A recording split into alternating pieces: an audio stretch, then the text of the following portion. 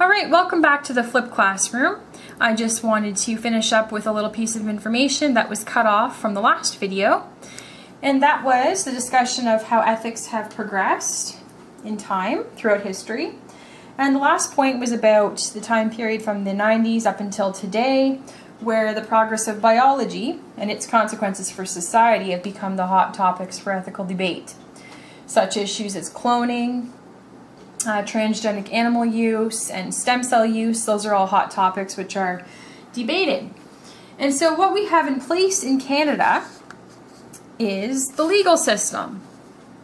And there are a few laws that specifically have been put in place to protect animals.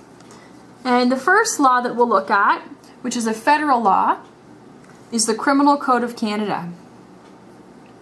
And specifically in sections 446 and 447, that is where you will find information about the protection of animals from cruelty, abuse, and neglect. Then within this federal law, there are several different acts in place that target specific issues. The first act is the Health of Animals Act. And the Health of Animals Act is actually regulated by the CFIA, enforced by the CFIA. And what the Health of Animals Act actually discusses is the protection of farm animals against infectious agents that could threaten the health of the animals and the humans involved. It also deals with regulations with respect to disease outbreaks and the prevention of entry of unacceptable diseases that don't exist in Canada. It also includes the humane transportation of animals, and the importing and exporting, and all of the paperwork required is handled by the CFIA. We also have the Fisheries Act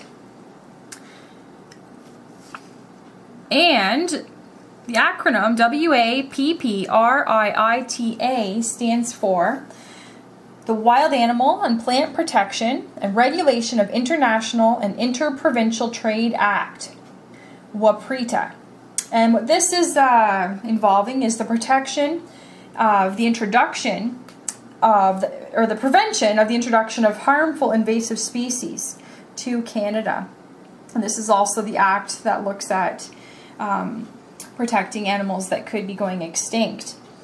And lastly, we have the Canadian Environmental Protection Act. Now, moving on to provincial and territorial legislation, we do have laws at that level as well.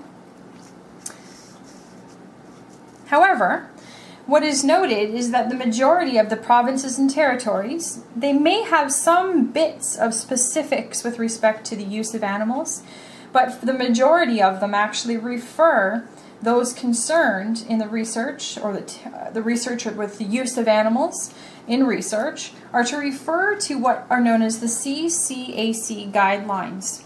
And CCAC stands for the Canadian Council on Animal Care.